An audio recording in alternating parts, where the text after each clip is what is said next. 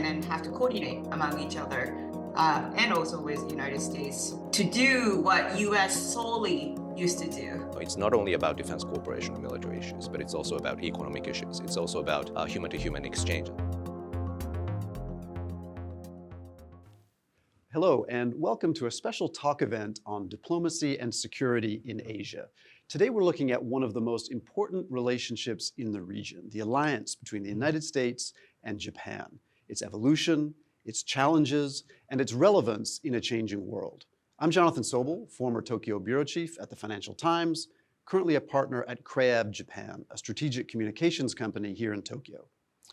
With me today as my co-host is Professor Satoru Mori of Keio University. He's deputy head of the Keio Center for Strategy, which is a new hub established at Keio to facilitate international collaboration on issues related to security and strategy. It's great to be with you today. Before we dive in, maybe you could tell us a little bit about KCS.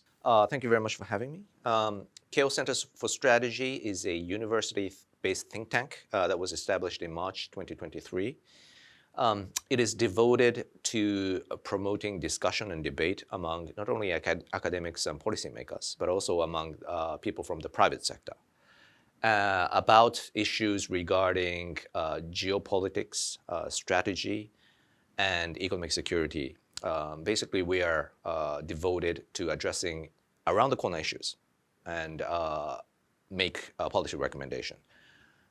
Also, we are devoted to raising public awareness on some of these issues. So we hold public events, and we were fortunate enough to have very high-profile political figures from abroad. For example, we had NATO Secretary General Mr. Stoltenberg, and also South Korean President Mr. Yoon come over to our institution and gave their addresses. And also, we are promoting networks between not only universities in Japan, but between Keio University and universities abroad. And so this is aimed to sort of nurture the next generation of academics who will be well-versed in some of the major policy issues of the day. So that is Keio Centers for Strategy. Thank you. So now let me introduce our special guest for today, Ayumi Teraoka of Columbia University. Dr. Teraoka is a postdoctoral research scholar at the Japan Research Program at the Weatherhead East Asia Institute at Columbia. She's an expert on international security, alliance politics, and Japanese foreign policy. Thanks so much for joining us today. Thank you all for having me here today. I'm very excited to join the conversations to talk about U.S. Japan relations and the future of Indo-Pacific security. Happy to be here. Great. The U.S. Japan alliance has been around since the early 1950s.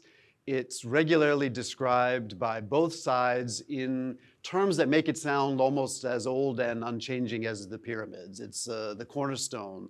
It's of peace and security in the region.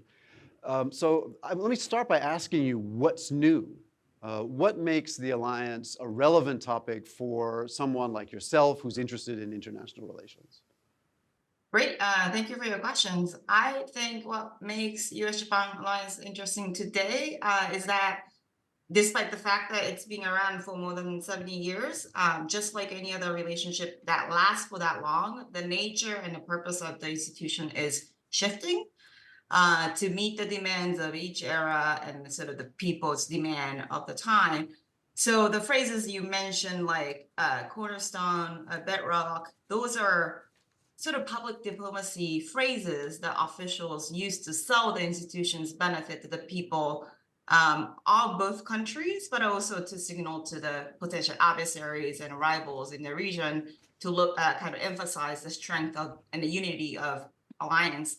But I think that also signals to the fact that the alliance support was still contested in both countries. The fact that government officials had to kind of emphasize the value publicly shows that that kind of public diplomacy was so fundamental to the relationship because public support was contested. I think today there's less need for that. I think people fundamentally understand the value of the alliance because of external challenges facing the alliance. I think the U.S.-Japan alliance today has become a lot more security focused threat-based institution, just like any other traditional security alliances is. And this really has shifted over the last decade or so as US and Japan started to share threat perceptions and kind of common challenges facing United States and Japan together. So I think that's really new development, actually. Despite the fact that it's been around for more than 70 years, I think the nature it has shifted over the last decade or so. And I would say that one of the defining moments for Japan was tensions in East China Sea in 2010. That just made people in Japan realize there's an existential threat to its territorial integrity. There's a huge power rising in the neighborhood that might have the capability and intent to destabilize the region. And about 2015 or so, when the United States also realized with the development in the South China Sea that China might have broader interest, broader kind of interest in changing the status quo in the region in a way that kind of destabilizes the region and threatens its allies and interests of the United States in the region. So I think alliance has been shifting, and I think we face new challenges of preparing the institution to be more threat-focused institution today. So if the challenges to the alliance in the past were internal and had a lot to do with divisions in society and the fact that not everyone supported the alliance, now that's less of an issue, but we have external challenges, and we're gonna get into that. Do you think that's a way of characterizing it? Yes, I think that's certainly true. And one other remarkable aspect about the Japan-US alliance is that it is multifaceted. It's not only about defense cooperation and military issues, but it's also about economic issues. It's also about human-to-human exchange and so forth. So when these challenges arise, starting from maritime security to defense buildup, to technology, human rights, and economic security, the alliance has been very responsive to these newly emerging issues. And I think this is not easy. We often take this for advantage, but it shows the strength and depth of the U.S.-Japan relationship.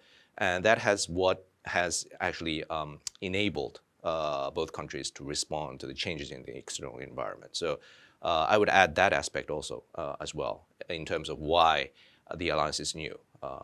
Yeah. If you're looking at the United States from Asia, I think one of the big questions of the last few years has been about the depth of U.S. commitment to the region. We're always hearing from Washington that Asia is where it's at. It's where the United States is refocusing its resources, its attention, and yet there are other things that always seem to be in the way, to get in the way of that, whether it's Ukraine or the Middle East. And meanwhile, the increasing influence of China seems to put the U.S. more and more on the back foot. So let's talk about the U.S. side of this first. Dr. Teraoka, how do you evaluate U.S. commitment and engagement in Asia in the last few years? I believe that U.S. commitment to Asia remains pretty strong. I think if you look at who sits in the government and runs foreign policy making in D.C., these people are, for example, Tony Blinken, Secretary of State, Deputy Secretary of State Carl Campbell, Eli Ratner. These at the Pentagon, they're all true Asia hands. They've studied Asia. They've been being involved in Asia policy for more than 20, 30 years, depending on who we are talking about. These people actually have been talking about the importance of Asia since 1990s. I think that tells something. Despite the fact, for example, Tony Blinken, Secretary of State, might have to engage in broader issues of global challenges as he heads this huge institution and country, and the U.S. remains to be a global actor. But the fact that these people, by nature, understand that that's where U.S. interest also lies and is fundamental.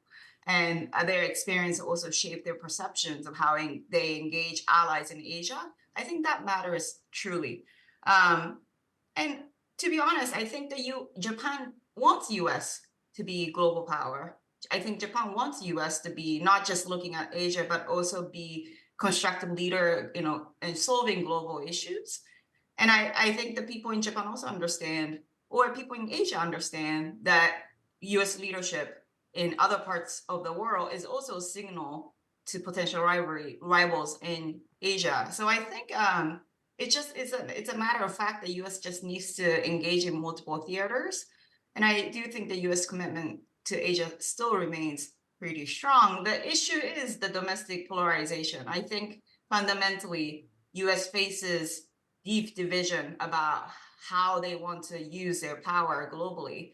And I think sort of division between Republicans and Democrats can't come together, and they kind of tend to prioritize their domestic division over their common interests abroad. So I think that kind of detracts the power of the United States when they engage in foreign policy abroad. But the implication of that is, U.S. is still interested in Asia, just has so many global engagements with relative declining power, with domestic division. So the implication for allies is that allies have to do a lot more, either in Asia or Europe or Middle East. I think these allies have to do more, and then have to coordinate among each other, and also with the United States to do what U.S. solely used to do. I think that's a matter of fact.